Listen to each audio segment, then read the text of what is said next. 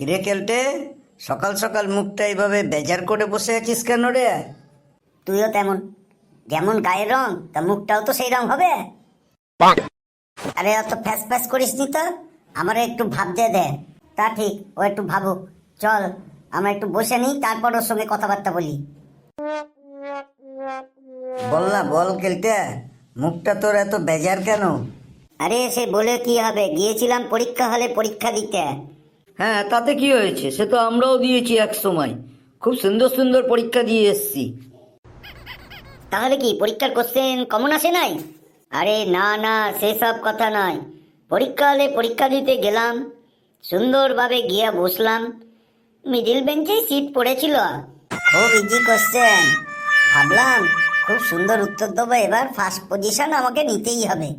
যতই হোক 2 বছর ধরে একই ক্লাসে আছি তো, সবই কমন এসছিল। তা সমস্যাটা কি হইল? মুখটা এরম বেজার কেন তোর? আরে সমস্যাই সমস্যা। আমি ভাবলাম লেখা শুরু করার আগে আরো মনোযোগ করি, এই জন্যে ওই রামদেব বাবার প্রোগ্রাম দেখে দেখে অনুলোম আর বিলোম শুরু করলাম। হ্যাঁ, তাহলে তো ভালোই পরীক্ষা দিয়েছিস মনে হয়, খুব মনোসংযোগ কইরা। আরে অনুলোম বিলোম করতে করতে ঘুমিয়ে পড়েছিলাম, তো 10 মিনিট বাদে টিচার এসে আমাকে ডেকে দিল, বলল তুমি কি করতেছো, ঘুমাইতেছো কেন? বাপ রে বাপ! টিচারকে বললুম স্যার একটু মনোসংযোগ করছি, আমি একটু পরেই লেখা শুরু করুন।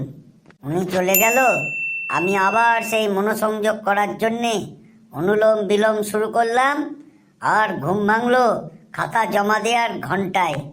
সে কি রে, তার মানে তুই কিছুই লিখতে পারিস নাই? আরে সেই জন্যেই তো মনটা খারাপ হয়ে গেল। খাতা জমা দেওয়ার জন্যে টিচার চলে এলো, বললো তুমি অনুলোম বিলোম এখনো করতে থাকো, খাতাটা আমারে দিয়া দাও।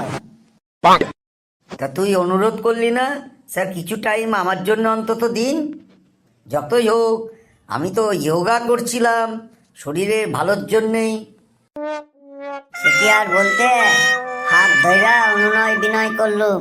টিচার বলল এটা হাফ ইয়ারলি পরীক্ষা, এটাই ফেল করলে সমস্যা নাই, অ্যানুয়াল পরীক্ষায় আর অনুলোম বিলোম করতে হবে না, এসে সোজা লেখালেখি শুরু করবি, যা ভাগ এখান থেকে। ওই জন্যই তো মনটা খারাপ করে বসে আছি। আমারে 1 কাপ চা খাওয়া না, মাইন্ডটা ফ্রেশ করে রিফ্রেশ করে বাড়ি যায়। ঠিক আছে, ঠিক আছে, চা খেয়ে আজকে তুই তোর বাড়ি সঙ্গে যা। আছে, কাল আমাদের পরের সঙ্গে বাড়ি হতে পারে এই আচ্ছা করে জিনিসটা। পরীক্ষা দিস। খুব ভালো লাগলো বলে দিলি। তুই বাবা বস, চা খেয়া আরামসে বাড়ি যা।